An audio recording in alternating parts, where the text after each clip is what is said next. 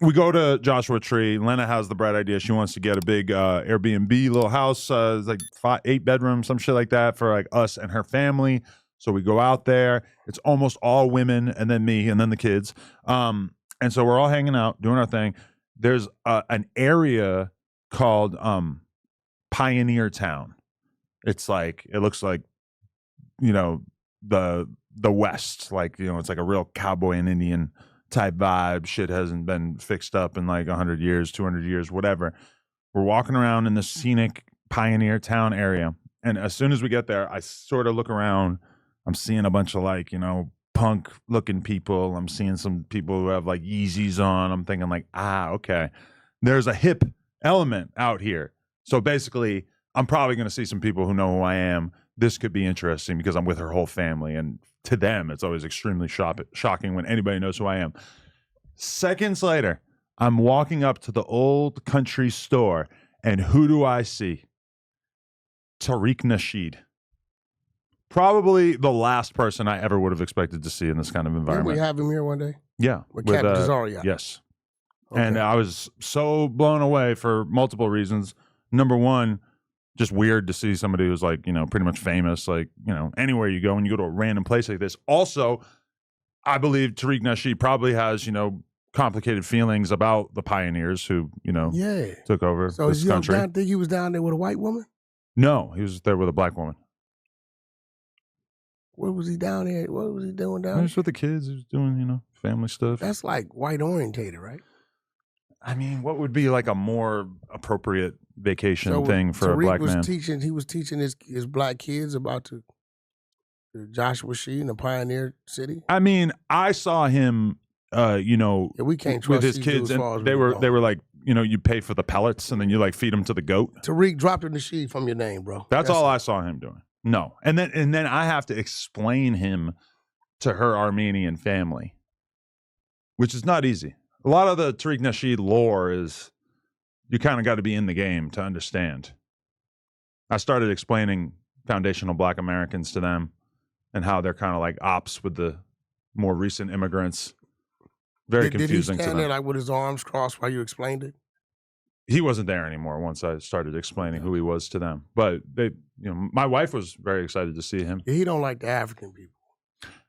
I wouldn't say he doesn't like them, but he certainly considers them to be an outsized source of America's ills, I think. But they're not American, they're African. Right, but people immigrate here and then things. Oh, the people that were born here, they're African American. Well, he stands on business for the foundational Black Americans. That's his team. He doesn't like to be lumped in with like people from the Caribbean, because they call them tethers, people who like come from other countries, and then they basically like kind of like pretend to be like American Black dudes. There's no pretend, either you're American or you're not. Right, but like, what are you talking about? But okay, if you're a Black dude from Nigeria and you come here and you maybe like work on your accent and you buy all the right clothes and then you try to like fit in with like, a guy whose family lineage stretches back a couple hundred years. Right. But like they could try to like kind of fit in out here. And so they have a term for that, which is like a tether, which is obviously this is completely outside of anything that I would ever normally say. I don't walk around thinking about like, oh, that guy, he could be a tether. But this is something that I've learned about from following Tariq. I'm not African American. I'll go for Afro American or just American. Why not African American? I'm not African. But your ancestry is certainly. I'm of African descent. Right. But if two Nigerians, a Nigerian couple migrated here from Nigeria, born in Nigeria, had a child here on U.S. soil, that's African American, the child. The child is. The child is. Okay, yeah. Because both his parents are African. Right? My roots start down at the plantation, and it kind of intermingles with what I call the Native Americans. And then, it came west. So when I go to Africa, I got to get shots. My system's different. You know what I'm saying? I mean, not saying nothing, but I don't know the ways of Africans. I don't know their food, their culture. I don't know, you know what I'm saying? I consider myself African because when I went to Africa, I drank mad tap water. So I feel like, like I trusted. Well, they have to such an extent. They have white Africans as well. Yeah, Elon Musk. Yeah, I believe so. I believe he's from South mother Africa, or father, or something like that. So go. It's what it is. To each his own. Me, I'm American, and I believe in the American way. Right. So you're going a little bit more MAGA than I've heard you talk in the past. No, I've always been this way. Right. So do you feel like a lot of, I guess a lot of Black people might, not take pride in their American ancestry so much, and they look at America as the source of a lot of the world's ills, obviously with the whole slavery thing, Jim Crow, it's kind of fucked up, right? But you don't care. You're like, okay, America, because I kind of agree with that. Yes, our country has this crazy legacy of slavery, but we also are the country that abolished it. Well, no. We figured that out eventually. I hate to say it, but, I believe I wouldn't erase slavery. Slavery was needed for the people to be who they are today. Without those people in Africa doing whatever they did with the slave trade and our people coming over here and the things that happened on the plantations, I believe that we were the race that was chosen to go through that because we probably was the only ones that can endure that. You understand what I'm saying? So by our people going through these things, it led to where we're at today. And I hate when people cry about what our people went through because they went through that for us to have the opportunity they have today.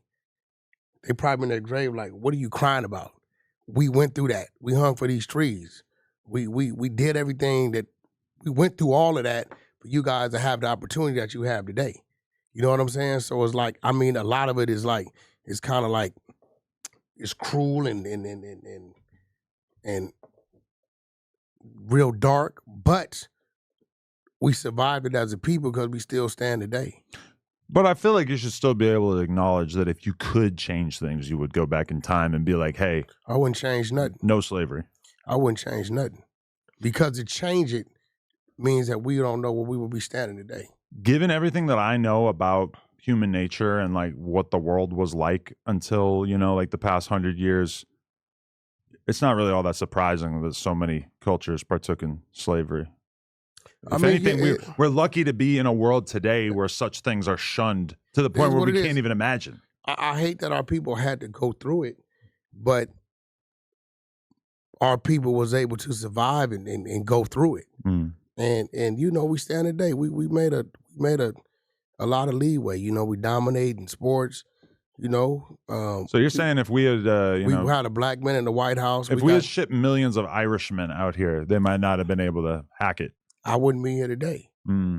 Because whatever transition had happened, what my people, right, in place of us would be the Irish. And we don't know what this will be today. You understand what I'm saying? We would be coming over here as the Nigerians come over here, I guess, and trying to intermingle. We wouldn't be rooted the way we are. We're rooted right now. Louisiana, New Orleans, Mississippi, Alabama, Texas, these places like that, Florida, which is the deepest south you can go, it wouldn't have the culture that it has. Can you imagine? I appreciate that you look on the bright side. Can you imagine New Orleans without no black people? It would be a different place, wouldn't it? Yeah, soul food wouldn't exist. Harlem without black people? Soul food wouldn't exist. Yeah. Straight up. You know what I'm saying? A whole lot wouldn't exist. So it sounds crazy, but sometimes you got to go through something to get to something. Well, that's true. That's certainly true. You know what I'm saying? What are your overall thoughts on my visit to your clubhouse room? Great, man. They appreciated it. They respect you on that side. They look at you as gang.